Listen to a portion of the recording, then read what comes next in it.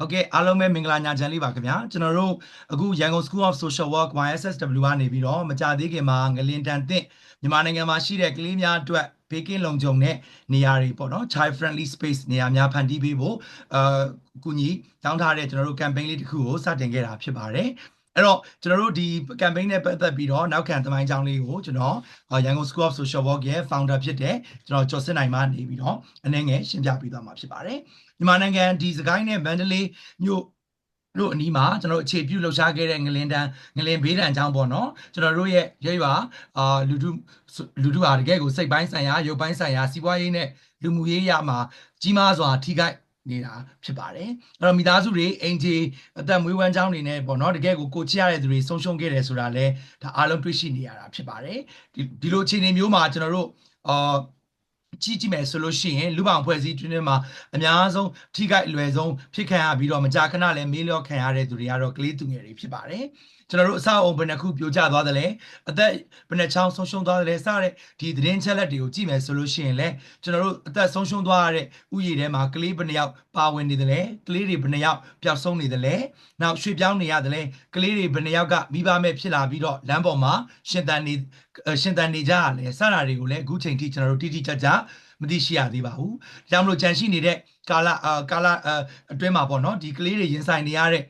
စိတ်ပိုင်းဆိုင်ရာခံစားချက်တွေအတွက်ကိုလွတ်လပ်စွာထုတ်ဖော်ပြောဆိုခွင့်ရရှိနိုင်မဲ့ဒီလုံခြုံတဲ့နေရာတွေကိုဖန်တီးပေးနိုင်ဖို့ကလည်းများစွာလိုအပ်နေတာဖြစ်ပါတယ်။အဲ့တော့တဘာဝဘေးရန်တရနဲ့ထပ်မံရင်ဆိုင်ကြုံတွေ့ရတဲ့အခါမှာလည်းပဲမှန်ကန်ပြီးကလေးများအတွက်အသက်အရွယ်လျောက်တွန့်ပြန်နိုင်မှုများကိုလည်းပဲကျွန်တော်တို့အားလုံးတင် जा ပေးနိုင်ရန်အခုဒီကာလမှာစတင်ဆောင်ရွက်ပေးဖို့လိုအပ်နေပြီဖြစ်ပါတယ်ဒီနေရာမှာကျွန်တော်တို့ရန်ကုန် School of Social Work ကနေပြီးတော့စတင်ပြီးတော့เนาะဝင်ရောက်ကူညီဆောင်ရွက်ပေးဖို့ရည်ရွယ်ထားတာဖြစ်ပါတယ်ရေရှည်တည်တံ့ပြီးတော့လူမှုရေးပါဝင်မှုကိုအရှိရှုတဲ့ကျွန်တော်တို့ Social Work ပညာရေးအဖွဲ့အစည်းတစ်ခုဖြစ်တဲ့ YSSW ဟာကလေးများအတွက်ဘေးကင်းတဲ့နေရာ Child Friendly Space campaign ကိုဒါလွန်ခဲ့တဲ့2ရက်ကစတင်ပြီးတော့လှုပ်ရှားလိုက်ပြီဖြစ်ပါတယ်အဲ့တော့ဒီနေရာမှာတော့ကျွန်တော်တို့ကမန္တလေးနဲ့စကိုင်းဒေသမှာเนาะမန္တလေးသို့မဟုတ်စကိုင်းဒေသမှာရှိတဲ့ငလင်တန်းကြောင့်เนาะဘေးသင့်တန်းပေါ့เนาะခံစားနေရတဲ့ကလေးတွေကိုကျွန်တော်တို့ရည်ရွယ်ပြီးတော့ရည်ရွယ်ထားတဲ့ဥယျာဉ်ကတော့1000လောက်ကျွန်တော်တို့ဒါပြန်လည်ထူထောင်ပေးရင်းနဲ့ထောက်ပံ့မှုနဲ့ကာကွယ်မှုတွေကိုဆောင်ရွက်ပေးဖို့အတွက်ကနဦးစီမံကိန်းလေးတစ်ခုလည်းဆောင်ရွက်ထားတာဖြစ်ပါတယ်အဲ့တော့ဒီစီမံကိန်းနဲ့ဒီ campaign လေးနဲ့ပတ်သက်ပြီးတော့ကျွန်တော်တို့ပေါ့နော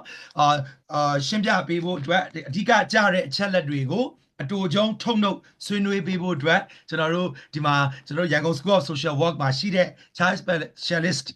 ဆရာမ2ယောက်ကိုလည်းကျွန်တော်တို့ဒီနေ့အထူးဖိတ်ခေါ်ထားတာဖြစ်ပါတယ်အဲ့တော့ပထမဆုံးကျွန်တော်မေးချင်တာကတော့ဆရာမဒေါ်မာခိုင်ခင်ဗျာ Child Friendly Space လို့ခေါ်တဲ့ဒီ CFS ဆိုတာဘာလဲဆိုတာကိုကျွန်တော်တို့ကိုရှင်းပြပေးလို့ရမလားခင်ဗျာဟုတ်ကျေးဇူးပါဟုတ်ကဲ့ကျေးဇူးပါဆရာကလူဖိတ်ခေါ်ပြီးတော့ကျွန်တော်တို့ဆွေးနွေးခွင့်ပေးတဲ့အတွက်ကြောင့်မလို့ပေါ့နော်ပထမဆုံးအနေနဲ့ဒီခုနပြောတဲ့ child friendly space လို့ခေါ်တဲ့ဟာပေါ့နော်အဲ့ဒါကလေးပျော်နေရဒါမှမဟုတ်လို့ရှိရင်ကလေးတွေအတွက်ဘေးကင်းတဲ့နေရာလို့လည်းကျွန်တော်တို့ပြောကြတဲ့ဟာတွေပေါ့ဒါတွေဆိုတာကတဘာဘေးအန္တရာယ်တွေဖြစ်တယ်ဒါမှမဟုတ်လို့ရှိရင်ပြိပခါတွေဖြစ်တယ်ပေါ့နော်အဲ့လိုဖြစ်ပြီးတဲ့နောက်ပိုင်းဒီမှာကျွန်တော်တို့ဒီဆောင်ရွက်ရတဲ့လုပ်ငန်းစဉ်တွေကတခုပေါ့နော်တခုဖြစ်ပါတယ်ဥပမာဆိုလို့ရှိရင်အခုကျမတို့ဒီမန္တလေးမှာမန္တလေးစကိုင်းပေါ့နော်နောက်တခြားမြန်မာပြည်ရဲ့အချို့သောနေရာတွေမှာဖြစ်ပွားခဲ့တဲ့ငလျင်ပေါ့နော်ငလျင်တို့မျိုးဒီတဘာပြီးဖြစ်သွားတယ်ဖြစ်သွားပြီးတဲ့နောက်ပိုင်းမှာသူကဒါတွေကိုထိခိုက်ခံစားခဲ့ရတယ်ခံစားပြီးတဲ့နောက်ပိုင်းမှာကျမတို့ဒီလုံခြုံစိတ်ချရတဲ့နေရာတွေကိုဖန်တီးပြီးတော့ပေါ့နော်ဒီနေရာတွေမှာကလေးတွေကသူတို့ဒီပုံမှန်ဒီကလေးတွေလိုမျိုးပဲကလေးလိုပုံစံမျိုးပဲပုံမှန်ပြုမှုနေထိုင်ခွင့်တွေရရှိမဲ့နေရာမျိုးတစ်ခုဖြစ်ပါတယ်ဆိုတော့အဲ့ဒီလိုနေရာတွေမှာဆိုလို့ရှိရင်တော့ကျမတို့ဒီအကြမ်းဖက်မှုတွေမရှိဘူးအကြမ်းဖက်မှုကနေပြီးတော့ကျမတို့ကာကွယ်ဒီပံ့ပိုးစောင့်ရှောက်ပေးနိုင်မဲ့ဒီဟာပေါ့နော်လုပ်ငန်းစဉ်တွေနဲ့ပတ်သက်ပြီးတော့လည်းကျွန်တော်လှုပ်ဆောင်တာတွေလည်းရှိပါတယ်အဲ့တော့ဒီနေရာတွေမှာဆိုလို့ရှိရင်တို့အတွက်ဆိုလို့ရှိရင်ကြောက်ရွံ့စရာတွေမရှိအောင်ခွဲခြားဆက်ဆံမှုတွေမရှိအောင်ပေါ့နော်မရှိဘဲနဲ့တို့ရဲ့ခံစားချက်တွေကိုအတွေးတွေကိုဒီဖော်ထုတ်ပေးနိုင်မဲ့ဟာပေါ့နော်အဲ့လိုဖော်ထုတ်ပေးနိုင်တဲ့အခါမှာဖော်ထုတ်ပေးတဲ့အခါမှာဆိုလို့ရှိရင်တို့ကစားတယ်ဒါမှမဟုတ်လို့ရှိရင်ဆေးအောင်ဆုံးချဲတယ်တို့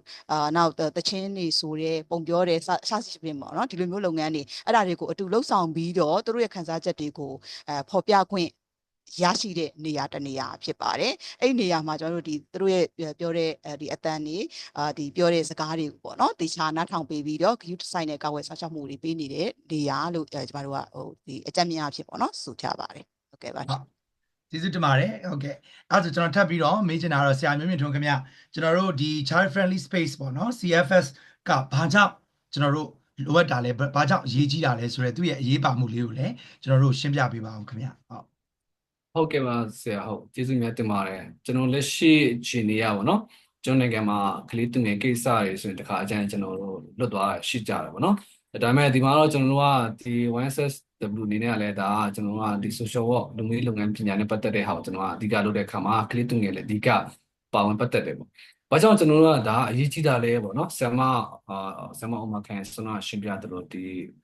ကလေးပြောနေရတယ်ဖြစ်ဖြစ်ကလေးတွေဘေးကင်းလုံးကြုံစဲနေရဘာကြောင့်အရေးကြီးတာလဲလို့ပြောတဲ့အခါမှာဆိုပုံမှန်ဖြစ်ကလေးတွေဟာသူ့ဘာသူငလင်တမဲ့ဖြစ်ဖြစ်တဘောဘေးရတဲ့တခုခုပဲဖြစ်ဖြစ်သို့မဟုတ်လည်းကျွန်တော်တို့ဒီပြိပခတခုပဲဖြစ်ဖြစ်မဖြစ်ခင်အချိန်တွေကကလေးတွေကသူ့ဘာသူပုံမှန်နေနေတာပုံမှန်ဆိုတာကကလေးတွေပုံမှန်ဖွံ့ဖြိုးလေးရှိကြတယ်ပုံမှန်ပြီးတော့ဖွံ့ဖြိုးတယ်လှုပ်ရှားရှိရလှုပ်တယ်ကျောင်းသွားစရာရှိရသွားတယ်ကစားတယ်ပျော်တယ်လှုပ်ရှားသူလှုပ်နေရတဲ့လှုပ်တွေရှိတယ်ဒါပေမဲ့တဘောဘေးရတဲ့တခုဖြစ်လိုက်အဲ့ဒီဟာတွေအကုန်လုံးကပြတ်သွားတယ်လောဆယ်ရအဲ့ဒီဟာတွေကလောဆယ်ပြတ်သွားတဲ့ခါမှာဘာဖြစ်စေလဲဆိုတော့သူတို့လုပ်ရမယ့်လုပ်တွေလုပ်လို့မရတော့ဘူးအဲ့တော့ကလေးတွေကဘာဖြစ်လဲသူတို့ရဲ့လုပ်တွေကိုလုပ်ဖို့အတွက်လာပြီးတော့အနှောက်အယှက်လာဖြစ်စေတယ်နော်သူတို့လုပ်နေရတဲ့စာတင်နေရတဲ့အနှောက်အယှက်ဖြစ်တယ်သူတို့ကစားရတဲ့ဟာတွေအနှောက်အယှက်ဖြစ်တယ်နော်သူတို့စိုးရင်စိတ်တွေပုံများလာတယ်နော်ပြီးရင်သူတို့ကကြောက်နေရတယ်လန့်နေရတယ်ဆိုတဲ့ကိစ္စတွေအများကြီးဖြစ်လာတယ်အဲ့လိုအချိန်မှာကျွန်တော်ကဘာအရေးကြီးလာလဲပြောရင်ဆိုတော့ဒီလိုသဘောကဘေးနေဖြစ်တဲ့အခါကျရင်အခုကလေးလုံးဒီမထားမိဘူးဒီလိုရှုမိတာမျိုးတွေရှိ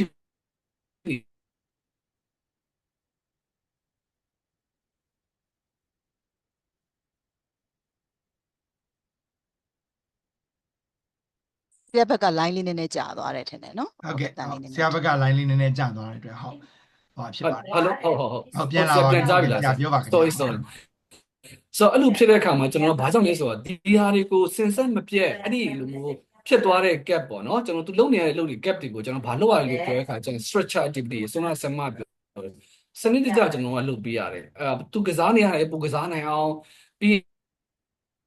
အောင်သူ့ရဲ့ဖွံ့ဖြိုးရေးကိစ္စတွေလည်းဖွံ့ဖြိုးနိုင်အောင်သူကဆက်လုပ်ပေးနေရတယ်ဖွံ့ဖြိုးရေးနဲ့ပတ်သက်ရင်လည်းဒီကိစ္စတွေဆက်လုပ်ပေးရတယ်အဲ့ဒီဟာလေးကိုကျွန်တော်တို့ကယာယီကျွန်တော်ခုခံနိုင်တဲ့ resilient ပေါ့နော်ဒီလို skills တွေကြောင့်ဒီမှာကျွန်တော်တို့ကကျင့်ပေးတာဖြစ်တယ်။ဒါကြောင့် तू ကအရန်အရေးကြီးတယ်။ဒါကြောင့်ကျွန်တော်ဘောဘေးရတယ်ပဲဖြစ်ဖြစ်သို့မဟုတ်ရင်လည်းပြိပခဖြစ်ဖြစ်အချိန်မှာကလေးတွေအတွက်အမြန်ဆုံးလုပ်ပေးနိုင်လေအကျိုးရှိလေများများလုပ်ပေးနိုင်လေအကျိုးရှိလေဖြစ်တယ်။ဒါကတော့ကျွန်တော်တို့တနည်းတော့ကွာနိုင်တယ်ပေါ့နော်။ဒါပေမဲ့လိုအပ်ချက်ကလေးတွေအတွက်ကိုကျွန်တော်ကခြုံပြီးတော့အမြန်ဆုံးလုပ်ပေးနိုင်တယ်များများလုပ်ပေးနိုင်တယ်ဆိုတာကျွန်တော်အများကြီးပိုအကျိုးရှိတယ်။အခုလည်းကျွန်တော်နိုင်ငံဒါလူတွေကကျွန်တော်ဖြစ်ပါတယ်။ဒါကြောင့်ကျွန်တော်ကအရင်ရေးကြည့်တယ်ကလေးတွေရဲ့ဖွံ့ဖြိုးမှုကိုအများကြီးထိခိုက်နေတဲ့အတွက်ကြောင့်ဒါကိုကျွန်တော်က cap လုပ်ပေးတယ်ပြီးနောက်တစ်ခုကဒီလိုသဘောကပေးရတယ်လို့ဖြစ်ရ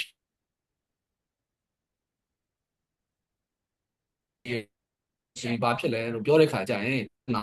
တွေရှိသေးတယ်အဲ့ပြဿနာတွေကအရင်ကတည်းကရှိနေပြီးသားဒါပိုဆိုးစေတယ်တော့ဘာကြောင့်လဲဆိုတော့သူ့ရဲ့အရင်းမြစ်တွေကျွန်တော် system တွေပေါ့စနစ်တွေပြတ်သွားတယ်ပြတ်သွားတဲ့ခါပိုဆိုးစေတယ်အဲ့ပိုဆိုးတဲ့ဟာတွေကကျွန်တော်ကကလေးများလာနိုင်တယ်ဒါမျိုးတွေများလာနိုင်တဲ့အတွက်ကြောင့်အဲ့ပြဿနာမျိုးတွေကိုကျွန်တော်ကာကွယ်ပေးရဖြစ်တယ်အခုကလေးသူငယ်ကာကွယ်ဆောက်ရှောက်ပြဿနာတန်းစီပြီးလာမယ်ကလေးတွေပိုပြီးရိုက်နှက်ခံရနိုင်ဖြစ်နိုင်တယ်လှစ်လူရှုခံရတာဖြစ်နိုင်တယ်အဲ့ကိစ္စတွေကတတိမထားမိဘူးเนาะကျွန်တော်ရိုက်နှက်တာတွေလှစ်လူရှုတာတွေလူကုန်ကူတာ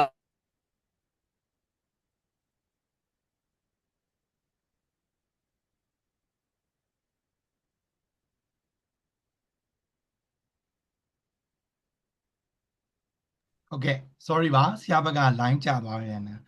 ဖြစ်ပါတယ်အဲ့တော့ဟုတ်ပေါ့ကျွန်တော်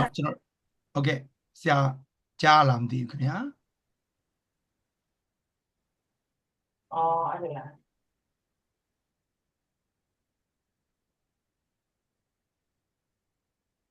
ဟုတ်ကဲ့ဆရာကြားလာမသိခင်ဗျာ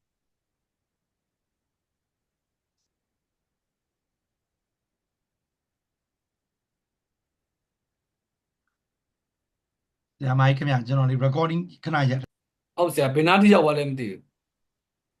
ဟုတ်ဆရာကျွန်တော်ပင်ဟိုပါလေဆိုတော့ကျွန်တော်ဒါကြောင့်ပေါ့နော်ကျွန်တော်ဒီကလေးသူငယ်ကောဆော့ရှော့ရေးပြဿနာတွေကပို့ပြီးတော့ဟိုများတက်တယ်ဘာကြောင့်လဲဆိုတော့အရင်ကတည်းကလည်းရှိပြီးသား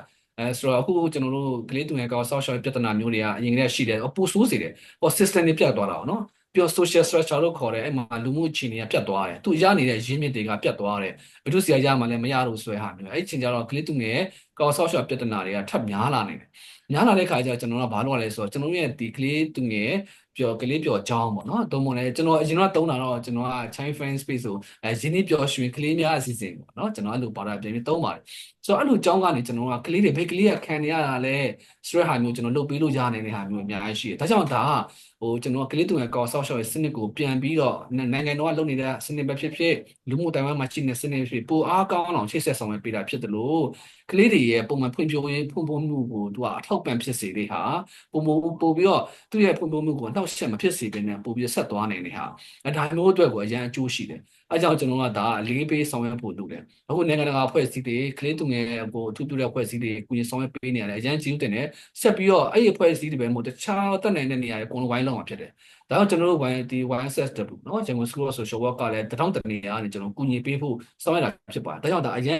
အရေးကြီးတဲ့ကဏ္ဍဖြစ်ပါတယ်လို့ကျွန်တော်အနေနဲ့အနေငယ်ပြောလို့ပါတယ်ဆရာဟုတ်ဆရာဟုတ်ကျေးဇူးပါအဲ့တော့ကျွန်တော်တို့ခုနကလည်းကျွန်တော်တို့ line နဲ့ငယ်တော့ထစ်သွားတာဖြစ်ပါတယ်သို့တော်လည်းပဲဆရာကနေပြီးတော့တကယ်ကို CFS ပေါ့နော် child friendly space နဲ့ပတ်သက်ပြီးတော့ဘာကြောင့်အရေးပါတယ်လဲဆိုတာကိုဒါရှင်းပြပေးသွားတာဖြစ်ပါတယ်ခင်ဗျကျွန်တော်ထပ်ပြီးမေးချင်တာကတော့ဆရာရောဆရာမရောညစလုံးမေးချင်တာကကျွန်တော်တို့ဒီ child friendly space CFS ကိုတကယ်လက်တွေ့မှာရောဘယ်လိုတွေအကောင့်ထဲပေါ်ရပါတယ်လဲအဲ့ဒါလေးကိုလည်းကျွန်တော်တို့ရှင်းပြပေးပါအောင်ခင်ဗျာဟုတ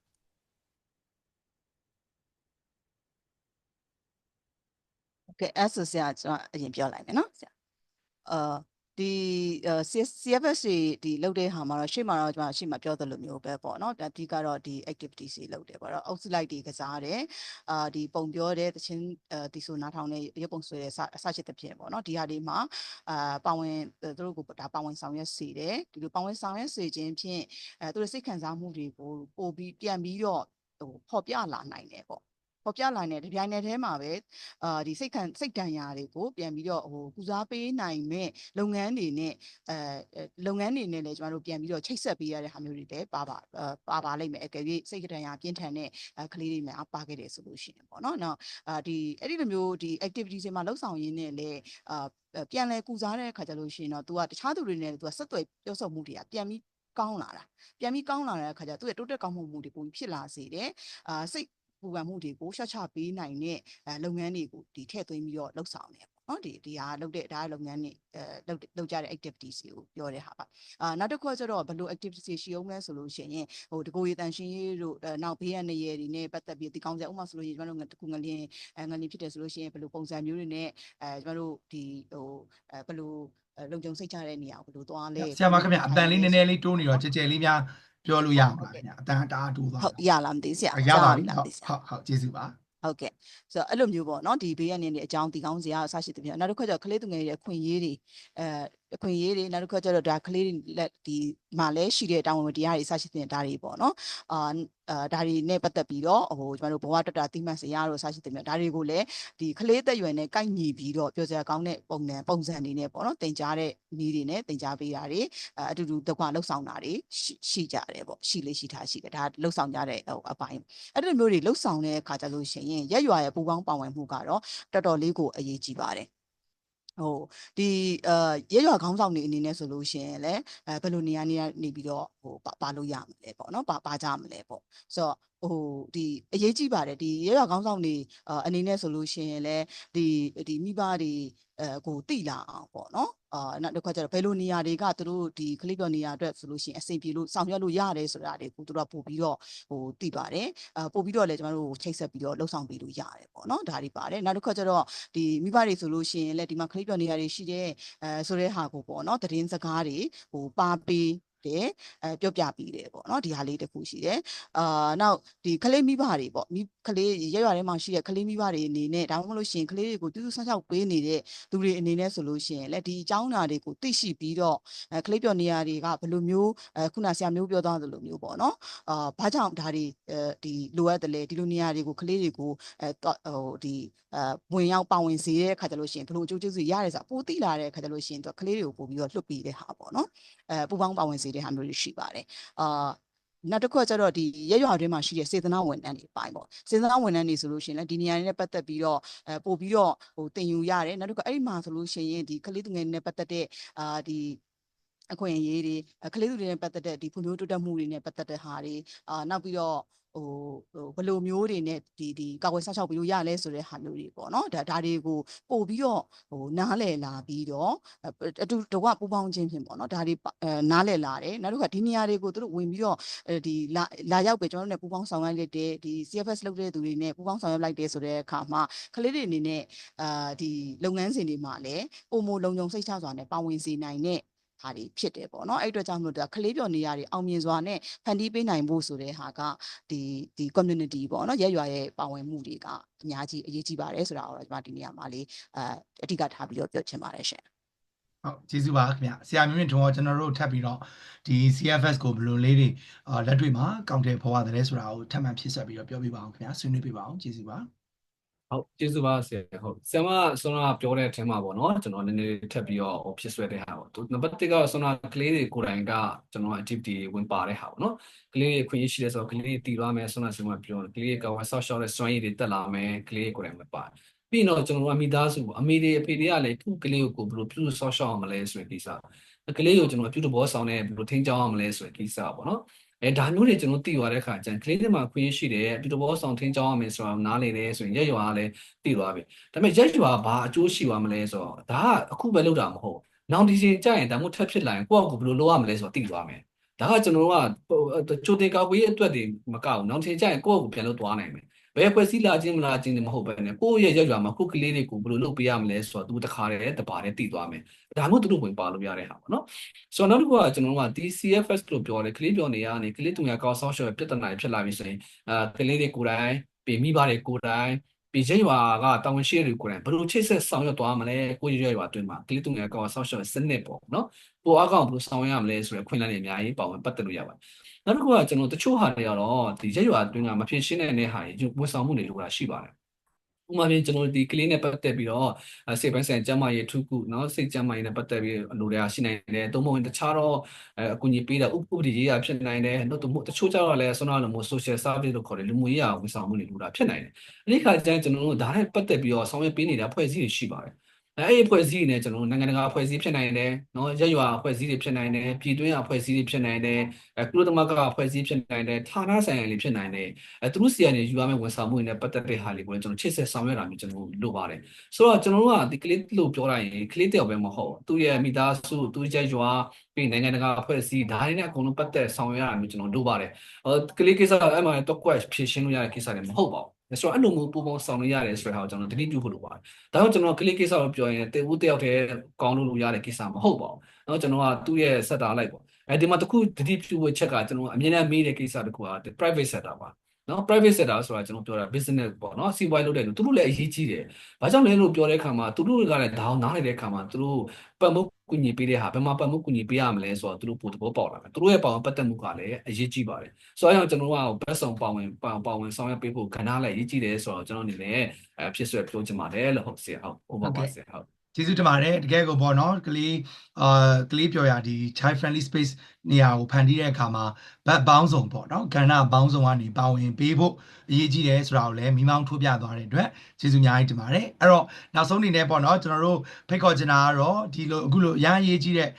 ကျွန်တော်တို့ CFS လို့ခေါ်တဲ့ child friendly space ကလေးပြောရနေရာများကိုဖန်တီးပေးဖို့အတွက်ကျွန်တော်တို့ YSSW ကနေမကြသေးမီကနေဆောင်ရွက်နေတဲ့ဒီ campaign မှာ အခုနားထောင်နေတဲ့ပရိသတ်ကြီးအနေနဲ့ပါဝင်ခြင်းနဲ့ဆိုရင်တော့ကျွန်တော်အောက်ပါချက်လက်များအတိုင်းကုညီပါဝင်လှူဒန်းမှကုညီပါဝင်လှူဒန်းနိုင်တယ်ဆိုတာလေးကိုကျွန်တော်ဖိတ်ခေါ်ပြရစီနံပါတ်1ကတော့ကျွန်တော်တို့ရဲရွာများအတွင်းမှာဒီ child friendly space ပေါ့နော်ကလေးပြောရနေရာများ CFSK ကိုဖန်တီးတဲ့နေရာမှာပါဝင်ကုညီလှူဒန်းပေးနိုင်ပါတယ်နောက်နံပါတ်2ကတော့ကျွန်တော်တို့စံတိုင်းတာဖို့အတွက်ခီးစဉ်ပေါ့နော်မကြခင်ဒီ AB လ26ကနေ28အတွင်းမှာကျွန်တော်တို့ဒီ YSSW ရဲ့ expert team နဲ့ကျွန်တော်တို့ဒီ core team ကသွားဖို့ရှိပါတယ်အဲ့ဒီသွားဖို့ခီးစဉ်မှာလည်းပဲကျွန်တော်တို့ဟိုပါပေါ့နော်ဒီမော်တော်ယာဉ်သို့မဟုတ်ကျွန်တော်တို့ကိုဟိုမှာနေဖို့နေထိုင်တဲ့အတွက် accommodation ပေါ့နော်ဒါမျိုးအတွက်ကိုကျွန်တော်တို့ကို sponsor ပေးမယ်ဆိုလို့ရှိရင်လည်းကျွန်တော်တို့လက်ခံပါတယ်ပြီးလို့ရှိရင်တော့ကျမကြီးနဲ့ညီညွတ်တဲ့အစာပြေမုံနေရေတက်နေပဲနိုတွေနဲ့ကလေးသုံးပစ္စည်းတွေကိုလည်းလှူဒန်းဖို့အတွက်ကိုလည်းကျွန်တော်တို့ဖိတ်ခေါ်ပါတယ်ပြီးတော့ YSSW CFS အဖွဲ့တွေနဲ့စေနာဝန်ထမ်းတွေအတွက်ကိုလည်းပဲကျွန်တော်တို့ဒါလိုအားကတွေကိုပံ့ပိုးပေးဖို့အတွက်ကိုကျွန်တော်တို့ဒါဒီနေရာမှာလည်းပါဝင်လှူဒန်းပေးနိုင်ဖို့အတွက်ကိုလည်းဖိတ်ခေါ်ပါတယ်မန္တလေးသို့မဟုတ်ကျွန်တော်တို့စကိုင်းနီးတစ်ဝိုက်မှာ CSO များနဲ့လည်းမိတ်ဖွဲ့ဖို့စီစဉ်ရှိတဲ့အတွက်ကျွန်တော်တို့ဒီနေရာမှာနားထောင်ရင်းနဲ့အဲ့ဒီနေရာမှာဆောင်ရွက်နေတဲ့ဖွဲ့စည်းတွေဆိုလို့ရှိရင်လည်းမိတ်ဖွဲ့မယ်ဆိုလို့ရှိရင်လည်းကျွန်တော်တို့ပူးပေါင်းဆောင်ရွက်ဖို့အတွက်ကျွန်တော်တို့ဒါအများအားလက်ကမ်းကြိုဆိုနေပါတယ်နောက်ပြီးတော့ကလေးသူငယ်ကာကွယ်ဆောင်ရှောက်ရေးကျွမ်းကျင်သူများเนาะစတဲ့ဒီပညာရှင်တွေအတွက်ကိုလည်းပဲကျွန်တော်တို့ဒီနေရာမှာเนาะဘာပဲလို့ပေါ့เนาะ volunteer basis မဟုတ်ဘဲနဲ့ဒါဒီကျွန်တော်တို့ပညာရှင်တွေရော facilitator တွေရော volunteer တွေအတွက်ကိုလည်း compensation ကောင်းကောင်းပေးနိုင်တော့မှသာလေဒီလို project ကကျွန်တော်အောင်မြင်စွာဆောင်ရွက်နိုင်မှာဖြစ်တဲ့အတွက်ဒီနေရာမှာလည်းပဲကျွန်တော်တို့ပါဝင်လှူဒန်းပေးဖို့အတွက်ကိုကျွန်တော်ဖိတ်ခေါ်ပါတယ်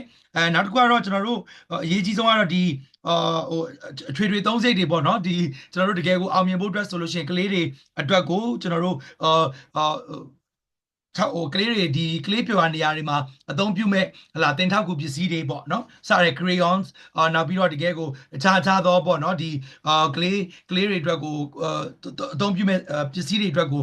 ကူညီပေးတဲ့ကုန်ကြမှုစရိတ်မှာပေါ့နော်ဝိုင်းဝန်းပြီးတော့ကူညီဆောင်ရွက်ပေးဖို့ထောက်ပံ့ပေးနိုင်မယ်ဆိုရင်လည်းဒါအဆင်ပြေမှာဖြစ်ပါတယ်အဲ့တော့ကျွန်တော်တို့ဒီနေရာမှာကျွန်တော်တို့ကိုပြည်တွင်းထဲကနေပြီးတော့လူရမ်းမယ်ဆိုလို့ရှိရင်เนาะကျွန်တော်တို့ဒီကျွန်တော်ကျော်စစ်နိုင်ဆိုတဲ့အကောင့်ကနေပြီးတော့0979361310 KBZ ပေးရနေပြီးတော့တစ်ဆင့်ကျွန်တော်တို့လူတန်းမှုကိုဆောင်ရွက်ခြင်းအပြင်ကလေးတယောက်ချင်းစီရဲ့ပြည်내ထူထောင်ရေးမှာထောက်ကူပြုနိုင်မှာဖြစ်ပါတယ်ဆိုတဲ့အကြောင်းပြောကြားရင်းနဲ့ကျွန်တော်တို့ဒီ season လေးကိုဒီနေရာမှာရပ်တန့်လိုက်ပါတယ်အားလုံးပေါ်တရားပျော်ရွှင်တဲ့ညချမ်းလေးဖြစ်ပါစေကလေးများအားလုံးလည်းသူတို့ရတင်ရထိုက်တဲ့ကလေးဘွားကိုပြည့်မွန်စွာနဲ့ရရှိနိုင်ပါစေလို့ဆုတောင်းပေးပါတယ်ကျေးဇူးပါ